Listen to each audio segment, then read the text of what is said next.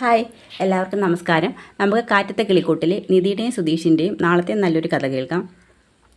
അങ്ങനെ നീതുവും ഹരീഷും കൂടി റോഡിൽ നിന്ന് സംസാരിക്കുന്നത് നീതുവിൻ്റെ ചേട്ടൻ നിഖിൽ കാണുന്നുണ്ട്. അങ്ങനെ നിഖിൽ നീതുവിനെ പിടിച്ച് വീട്ടിലോട്ട് കൊണ്ടുവരികയാണ്. അതിനുശേഷം അവളെ ഒരുപാട് തല്ലിയൊക്കെ ചെയ്യുന്നുണ്ട്. വീട്ടിലെ അമ്മയുടെ അച്ഛനോടും പറയുന്നുണ്ട് ഇവിടെ ഹരീഷുമായിട്ട് റോഡിൽ നിന്ന് കെട്ടിപ്പിടിച്ച് സംസാരിക്കുകയാണെന്ന് പറയും. ഇത് കേൾക്കുന്ന നീതുവിൻ്റെ അമ്മ അവളെ ഒരുപാട് തല്ലിയൊക്കെ ചെയ്യുന്നുണ്ട്. അതിനുശേഷം നീതുവിൻ്റെ അച്ഛൻ നിന്നോട് പറഞ്ഞിട്ടുള്ളതല്ലേ അവൻ്റെ അടുത്ത് സംസാരിക്കരുത്, അവനെ കാണരുതെന്ന്. ഞങ്ങളുടെ ചെലവിൽ താമസിച്ചുകൊണ്ട് അവന് കല്യാണം കഴിയാൻ നീ ഒരിക്കലും പ്രതീക്ഷിക്കേണ്ടെന്ന് പറയും. അച്ഛാ, എന്ത് പറഞ്ഞാലും ഞാൻ ഹരീഷിനെ അല്ലാതെ മറ്റൊരാളെ വിവാഹം ചെയ്യത്തില്ല, അതെൻ്റെ ഉറച്ച തീരുമാനമാണെന്ന് പറയും. അങ്ങനെ നിഖിലിൻ്റെ ചേട്ടനും നീതുവും തമ്മിൽ അങ്ങോട്ടും ഇങ്ങോട്ടും കയ്യാങ്കളിയൊക്കെ ആവുകയാണ്. നീതു അവനെ തല്ലും, നിഖിൽ തിരിച്ച് നീതുവിനെ തല്ലും.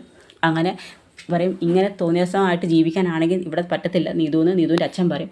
ശരി അച്ഛൻ, ഞാനിവിടെ താമസിക്കുന്നില്ലേ, നിങ്ങൾക്ക് ബുദ്ധിമുട്ട്, നിങ്ങൾ നിങ്ങളുടെ മകനുമായിട്ട് മാത്രം ഇവിടെ താമസിച്ചോ, ഞാൻ എൻ്റെ ജീവിതം നോക്കി പോകാമെന്ന് പറഞ്ഞുകൊണ്ട് നീതു ബാഗും ഒക്കെ എടുത്ത് ഇറങ്ങുകയാണ്. ആ സമയത്ത് എല്ലാവരും വീട്ടുകാർ തടയുന്നുണ്ട്. പക്ഷേ നീതു നിൽക്കത്തില്ല, നീതു അങ്ങ് പോകുന്നുണ്ട്.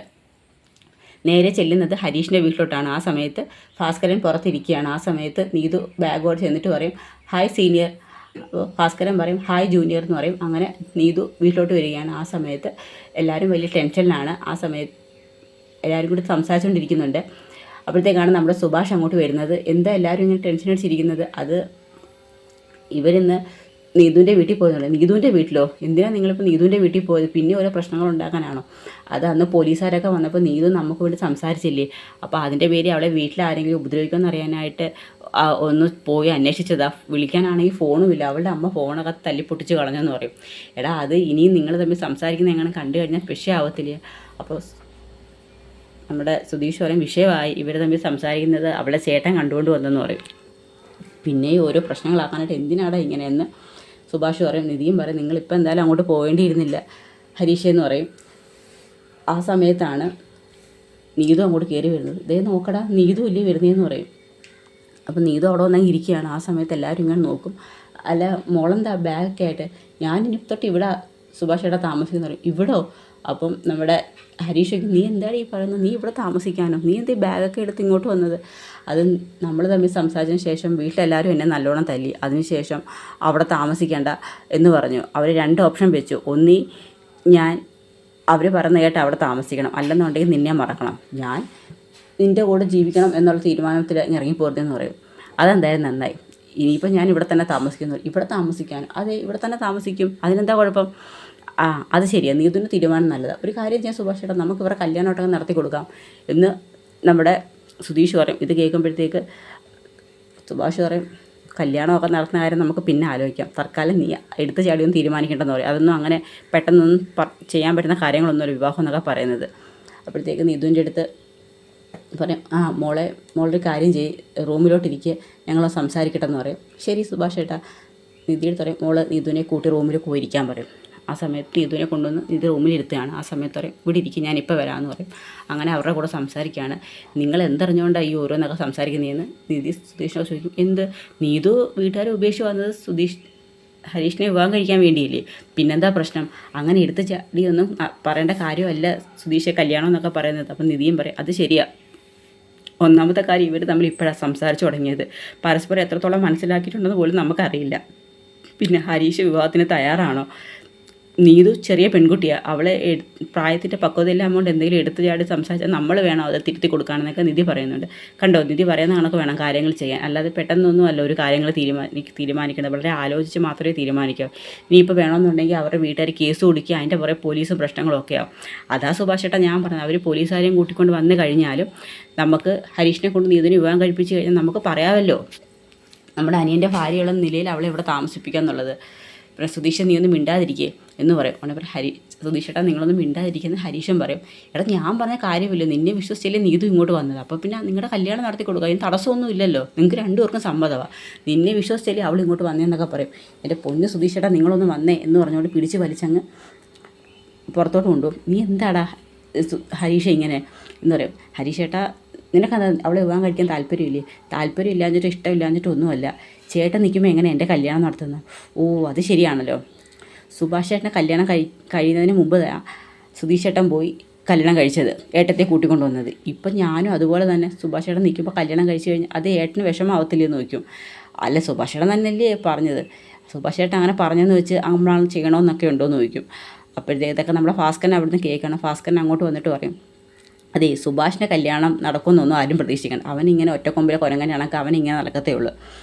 ഏത് പെൺകുട്ടിയെ കണ്ടാലും അവന് പെങ്ങന്മാരാണ്, പിന്നെ എങ്ങനെ അവൻ്റെ കല്യാണം നടക്കുന്നത്? അപ്പോഴത്തേക്ക് നമ്മുടെ സുധീഷിനും ഹരീഷിനും അങ്ങ് ദേഷ്യം കയറി വരും. അപ്പോഴത്തേക്ക് ഹരീഷ് പറയും, നിങ്ങളുടെ മകനായി ജനിച്ചത് മാത്രമാണ് ഞങ്ങളുടെ സുഭാഷ് ചേട്ടൻ്റെ ഒരിക്കലും കല്യാണം നടക്കാത്തത് നിങ്ങളുടെ മകനായി ജനിച്ചതുകൊണ്ട് മാത്രമാണെന്ന് പറയും. അപ്പോഴത്തേക്ക് പറയും, ആഹാ ഞാനൊരു കാര്യം പറഞ്ഞാൽ പിന്നെ അതിൻ്റെ പുറകിലായെന്ന് നോക്കും. നിങ്ങൾ വെറുതെ ഞങ്ങളുടെ സുഭാഷ് ചേട്ടനെ കുറ്റം പറയണം, സുഭാഷ് ചേട്ടൻ്റെ കല്യാണം നടക്കും, അതിനുശേഷം എൻ്റെ കല്യാണം നടക്കത്തുള്ളൂ എന്ന് പറയും. ഞാൻ പറയാനുള്ളത് പറഞ്ഞു, നിങ്ങളുടെയൊക്കെ കാര്യം നിങ്ങൾ തന്നെ നോക്കുക, എത്രയേ ഉള്ളെന്ന് പറയും. അപ്പോഴത്തേക്കും പിന്നെ അങ്ങനെ വന്നിരിക്കും ഉപദേശമായിട്ട്. അപ്പോഴത്തേക്കും നമ്മുടെ സുഭാഷൊക്കെ ഇറങ്ങി, എന്താ ഇവിടെ? ഒന്നുമില്ല സുഭാഷ് ചേട്ടാന്ന് പറയും. അങ്ങനെ അന്നത്തെ ആ പ്രശ്നം അങ്ങ് തീരുകയാണ്. അതിനുശേഷം തിരിച്ച് ഹരീഷ് വന്നിട്ട് നീതുവിനോട് സംസാരിക്കുന്നുണ്ട്. നീതുവിനോട് പറയും, നീതു ഇവിടെ നിൽക്കുന്നതുകൊണ്ട് ബുദ്ധിമുട്ടൊന്നുമില്ല, പക്ഷേ വിവാഹം കഴിക്കാതെ ഇവിടെ നിൽക്കുന്നത് ശരിയല്ലെന്ന് പറയും. അതേ നമുക്ക് വിവാഹം കഴിക്കാം, അത് ശരിയാ, പക്ഷേ സുഭാഷ് ചേട്ടൻ ഇങ്ങനെ നിൽക്കുമ്പോൾ സുഭാഷ് ചേട്ടൻ്റെ വിവാഹം കഴിയാതെ എങ്ങനെ നമ്മുടെ കല്യാണം നടത്തുന്നത്? സുഭാഷ് ചേട്ടന് വിഷമമാവത്തില്ലേ? ഓ അത് ശരിയാണല്ലോ, സുധീഷേട്ടൻ്റെ കല്യാണം മുന്നേ കഴിഞ്ഞു, ഇനി സുഭാഷ് ചേട്ടൻ്റെ കല്യാണത്തിന് ശേഷം ഞാനൊരു വിവാഹത്തെക്കുറിച്ച് ചിന്തിക്കുന്ന പോലും ഉള്ളൂ. അതുകൊണ്ട് തൽക്കാലം നീ തിരിച്ച് വീട്ടിൽ പോ. ഞാൻ വീട്ടിലോട്ടൊന്നും പോകത്തില്ലെന്ന് പറയും. എങ്കിൽ ഞാൻ നിന്നെ ഏതെങ്കിലും ഹോസ്റ്റലിൽ കൊണ്ടാക്കാം. ഹോസ്റ്റലിലോ? ആ അതിന് ഭേദം എൻ്റെ വീട്ടിലോട്ട് പോകുന്നതെന്ന് പറയും. എന്നാൽ പിന്നെ അതാ നല്ലത്, നീ തിരിച്ച് നിൻ്റെ വീട്ടിൽ പോകും. അപ്പോൾ എനിക്ക് നിന്നോട് സംസാരിക്കണമെന്നുണ്ടെങ്കിലോ നിനക്ക് ഞാൻ പുതിയ ഫോണൊക്കെ മേടിച്ച് തരാം, ഞാൻ നിന്നെ തിരിച്ച് വീട്ടിലും കൊണ്ടാക്കാം. തൽക്കാലം നീ അവിടെ നിൽക്കുക, സുഭാഷ് ചേട്ടൻ്റെ കല്യാണം കഴിഞ്ഞതിന് ശേഷം നമ്മുടെ കല്യാണത്തെക്കുറിച്ച് സംസാരിക്കാമെന്ന് പറയും. അത് മതി, അല്ലെങ്കിൽ അത് ശരിയാവത്തില്ലെന്ന് പറയും. ശരി, നിൻ്റെ തീരുമാനം അങ്ങനെയാണെങ്കിൽ അതുപോലെ നടക്കട്ടെ, ഞാൻ നിന്നെ വിളിക്കാൻ സംസാരിക്കാമെന്നൊക്കെ പറഞ്ഞ് നീതുവിനെ കാര്യങ്ങളൊക്കെ പറഞ്ഞ് അങ്ങനെ സുഭാഷും നിധിയൊക്കെ പറയുന്നുണ്ട്, നമുക്ക് എത്രയും പെട്ടെന്ന് നിങ്ങളുടെ കല്യാണം നടത്താം, നമുക്ക് രണ്ട് വീട്ടുകാരോട് ചോദിക്കാം, അവിടെ കൂടി പൂർണ്ണ സമ്മതമാണെങ്കിൽ നമുക്ക് ആലോചിച്ച് തന്നെ നടത്താം, അല്ലെങ്കിൽ അല്ലാത്ത രീതിയിൽ നമുക്ക് ചെയ്യാമെന്നൊക്കെ പറഞ്ഞ് നീതുവിനെ കാര്യങ്ങൾ പറഞ്ഞ് മനസ്സിലാക്കി തിരികെ വീട്ടിലോട്ട് മടക്കി അയക്കുകയാണ്. വീട്ടിലോട്ട് തിരിച്ചു വരുന്ന നീതുവിന് അത്ര വലിയ സ്വീകരണമൊന്നുമല്ല, അവരൊക്കെ കളിയാക്കും, എന്താടി പോയിട്ട് നിന്നെ അവൻ സ്വീകരിച്ചില്ലയോ എന്നൊക്കെ പറഞ്ഞ് ഓരോന്നൊക്കെ സംസാരിക്കുകയാണ്. അപ്പോഴത്തേക്ക് നീതു ഒന്നും വലിയ വകവയ്ക്കത്തൊന്നുമില്ല. അമ്മ ഇനി ഇവളെ വീട്ടിൽ നിന്ന് പുറത്തിറക്കരുത്, ഇവിടെ മുറി പൂട്ടിയിടണമെന്നൊക്കെ പറയും. അങ്ങനെ പിടിച്ചുകൊണ്ട് പോയി നീതുവിനെ പിടിച്ച് മുറിക്കകത്ത് പൂട്ടിയിടുകയാണ്. നീതു ഒന്നും വലുതായിട്ട് മൈൻഡ് ചെയ്യത്തൊന്നുമില്ല. പക്ഷെ കുറച്ച് കഴിയുമ്പോൾ ഒരു പോലീസ് വണ്ടി വരുന്നതാണ്, വനിതാ പോലീസൊക്കെ ആയിട്ട്. അപ്പോൾ ഇവരെന്താ പോലീസൊക്കെ ആയിട്ട്, പക്ഷേ ഏതാ ഇതിൽ നീതുവിൻ്റെ വീടല്ലേ എന്ന് ചോദിക്കും. ആ അതെ. ആരാ അഖിൽ? അത് ഞങ്ങളുടെ മകനാ, നീതുവിൻ്റെ സഹോദരനാന്ന് പറയും. ആ ഓക്കെ, ഇവനെതിരെ നീതു ഒരു പരാതി എന്ന് പറയും. പരാതിയോ? സ്വന്തം സഹോദരനെതിരെ? ആ അതെ, അവളൊരു പയ്യനുമായിട്ട് ഇഷ്ടത്തിലാണ്, അതിൻ്റെ പേരിൽ അവളെ നിരന്തരം മുറിയിൽ പൂട്ടിയിട്ട് പീഡിപ്പിക്കുകയും ഭക്ഷണം കൊടുക്കാതിരിക്കുകയൊക്കെ ചെയ്യുന്നതെന്നൊക്കെ പറഞ്ഞൊരു ഭയങ്കര മർദ്ദനമാണെന്നൊക്കെ പറഞ്ഞ് അവൾ ഇവനെതിരെ ഒരു പരാതി തന്നിട്ടുണ്ടെന്ന് പറയും. പക്ഷേ അയ്യോ സാറേ അതൊക്കെ ചുമ്മാ പറയുമോ, ഇവിടെ നിൻ്റെ സഹോദരന് അവൻ അങ്ങനെയൊക്കെ ചെയ്യുമോ, ഞങ്ങളുടെ മോളല്ലേ, ഞങ്ങളങ്ങനെ പട്ടിണി കിടിയൊക്കെ ചെയ്യുമെന്ന് പറയും, ഞങ്ങളങ്ങനെ തല്ലിയോ ചെയ്യത്തില്ലെന്ന് പറയും. അപ്പോഴത്തേക്ക് നീതുവിനെ വിളിക്കാൻ പറയും. അങ്ങനെ നീതുവിനെ വിളിച്ച് സംസാരിക്കുമ്പോൾ നീതു പറയും, എന്നെ ഇവർ മുറിക്കാതെ ഇപ്പോഴും മുറിക്കാതെ വിളിച്ച് പൂട്ടിയിട്ടിരുന്നതായിരുന്നെന്ന്, ശരിക്കും ഉപദ്രവിക്കുകയൊക്കെ ചെയ്യുമെന്നൊക്കെ പറയും. ആ സമയത്ത് നീതുവിൻ്റെ അമ്മയോട് പറയും, നിങ്ങൾ ഇവിടെ പ്രസവിച്ച അമ്മയൊക്കെ തന്നെ, പക്ഷേ ഒരാളെയും പൂട്ടിയിടാനോ മർദ്ദിക്കാനോ ഒന്നും ആർക്കും അവകാശമില്ല. ഇവിടെ ഈ പരാതിയായിട്ട് മുന്നോട്ട് പോയാൽ നിങ്ങളുടെ മകൻ ജയിലിൽ കിടക്കും, അതുകൊണ്ട് ഇനി മുറിയെ പൂട്ടിയിടലും പീഡനമൊന്നും വേണ്ടെന്ന് പറയും. അങ്ങനെ പോലീസുകാർ അവർക്കൊരു വാർണിംഗ് കൊടുത്തിട്ടാണ് പോകുന്നത്. അതിനുശേഷം നീതു സ്വതന്ത്രയാവുകയാണ്. കാരണം മുറി പൂട്ടിയിടാനും പറ്റത്തില്ല, ഉപദ്രവിക്കാനും പറ്റത്തില്ല, ഓൾറെഡി ഒരു കേസ് കൊടുത്തിരിക്കുന്നതുകൊണ്ട്. അതുകൊണ്ട് തന്നെ അവരെല്ലാവരും നീതുവിൻ്റെ മുമ്പിൽ സലാം വയ്ക്കുകയാണ്. അപ്പോൾ നീതുവിന് ഫോണും കിട്ടി. അപ്പോൾ നീതുവിന് ഹരീഷിനെ വിളിച്ച് സംസാരിക്കുകയൊക്കെ ചെയ്യാം. അങ്ങനെ ആ പ്രശ്നങ്ങൾ അങ്ങനെ സന്തോഷമായിട്ടിരിക്കുകയാണ്. അത് കഴിഞ്ഞിട്ട് സുഭാഷിൻ്റെ കല്യാണം എത്രയും പെട്ടെന്ന് നടക്കണമെന്നാണ് എല്ലാവരുടെയും ആഗ്രഹം. അങ്ങനെ നീതുവിൻ്റെ കാര്യങ്ങളൊക്കെ പറഞ്ഞ് നീതുവിനെ വീട്ടിലാക്കിയതിന് ശേഷം നമ്മുടെ സുഭാഷിൻ്റെ കല്യാണ കാര്യത്തെക്കുറിച്ച് സംസാരിക്കുന്നുണ്ട്. എത്രയും പെട്ടെന്ന് തന്നെ നമുക്ക് സുഭാഷ് ചേട്ടൻ്റെ കല്യാണം നടത്തണം, ഞാനൊരു ആലോചന നോക്കുന്നുണ്ട്, നമുക്കത് ശരിയാവുകയാണെങ്കിൽ നടത്താമെന്ന് പറയും.